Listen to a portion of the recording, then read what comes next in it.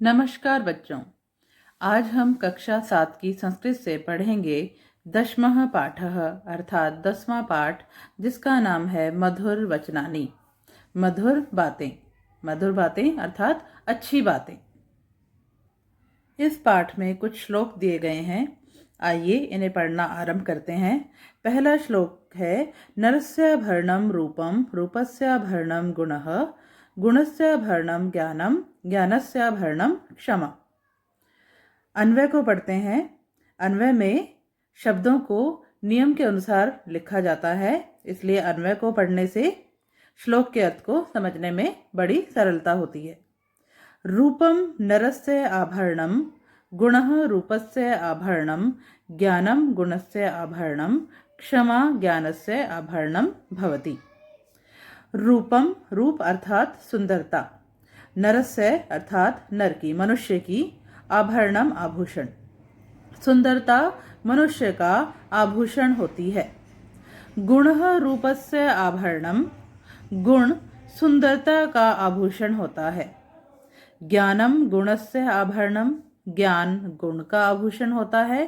क्षमा ज्ञानस्य आभरणम भवति और क्षमा ज्ञान का आभूषण होती है। भावार्थ पढ़ते हैं। रूपम अर्थात सुंदरता मनुष्यस्य आभूषणम अस्ति। रूप अर्थात सुंदरता मनुष्य का आभूषण होती है। गुणः सुंदरतायाः आभूषणम भवति गुण सुंदरता का आभूषण होता है। ज्ञानम गुणस्य आभूषणम भवति ज्ञान गुण का आभूषण होता है। सहनशीलता च ज्ञानस्य आभूषणम भवति और सहनशीलता ज्ञान का आभूषण होती है।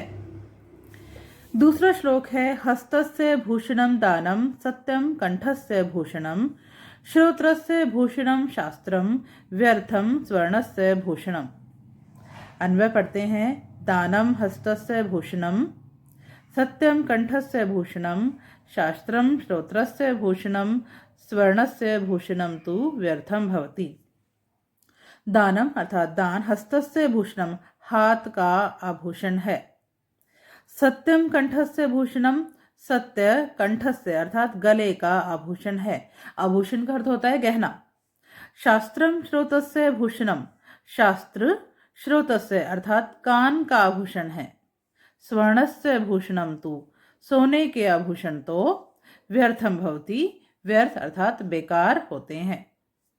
दान हाथ का आभूषण है, सत्य गले का आभूषण है, शास्त्र कान का आभूषण है, सोने के आभूषण तो व्यर्थ होते हैं। अर्थ पढ़ते हैं। दानम हस्तस्य भूषणम भवति दान हाथ का आभूषण अर्थात गहना होता है। सत्यम कंठस्य भूषणम अस्ति सत्य गले का आभूषण है। ज्ञानस्य श्रवणम एव कर्णयोः भूषणम भवति ज्ञान को सुनना ही श्रवणम अर्थात सुनना ज्ञान को सुनना ही कानों का आभूषण होता है। स्वर्णस्य आभूषणम तु व्यर्थमेव अस्ति सोने के आभूषण तो बेकार ही है। तीसरा श्लोक है यथैकेन न हस्तेन तालिका संप्रद्यते तथोद्यम परित्यज्य न फलम कर्मणः भवेत्। अन्वय पढ़ते हैं। यथा एकेन हस्तेन तालिका न संप्रद्यते तथा उद्यमं परित्यज्य कर्मणः फलम न भवेत्।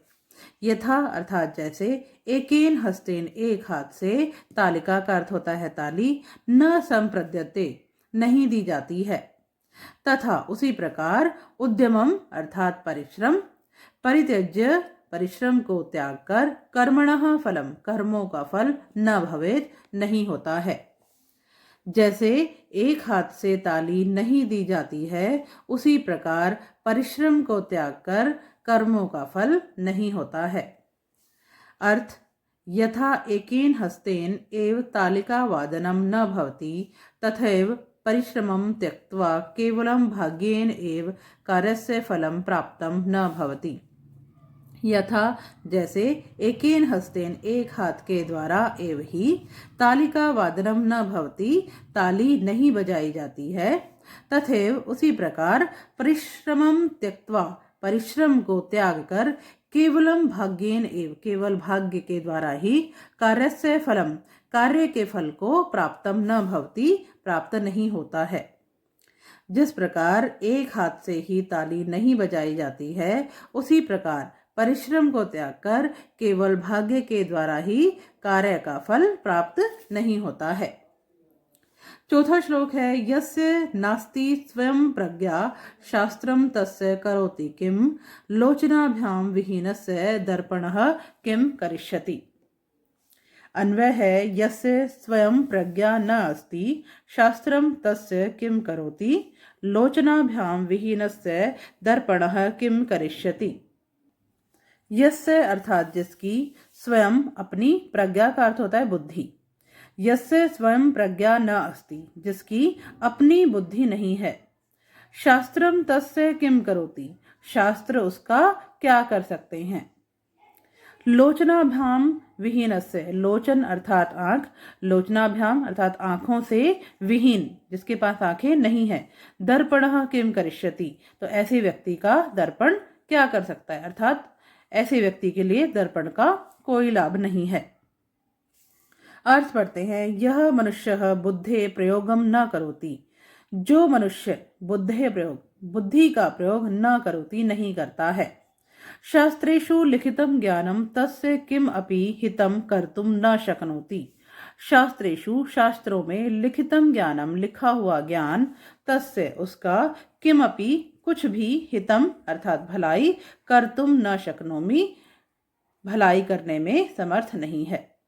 तो जो मनुष्य अपनी बुद्धि का प्रयोग नहीं करता है, शास्त्रों में लिखा हुआ ज्ञान उसका कुछ भी हित करने में समर्थ नहीं है।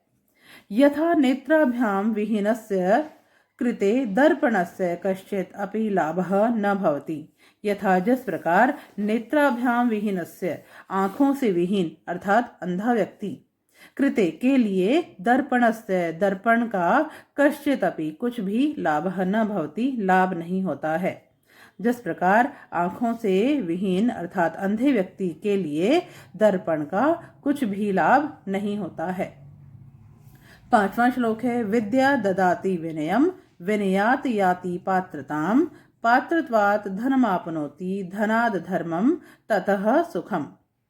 अन्वय है, विद्या विनयम ददाति विनयात पात्रताम याति, पात्रत्वात् धनम आपनोति धनाद धर्मम ततः सुखम प्राप्नोति। विद्या विनयम ददाति अर्थात विद्या विनय प्रदान करती है। विनयात पात्रताम याति, विनय से पात्रता आती है। पात्रत्वात् धनम आपनोति, पात्रता अर्थात योग्यता से मनुष्य धन को प्राप्त करता है। धनाद धर्मम, धन से धर्म को, ततः सुखम प्राप्नोति, उसके बाद सुख को प्राप्त करता है। विद्या विनय देती है, विनय से योग्यता आती है, योग्यता से धन प्राप्त होता है, धन से धर्म, उसके बाद सुख प्राप्त होता है।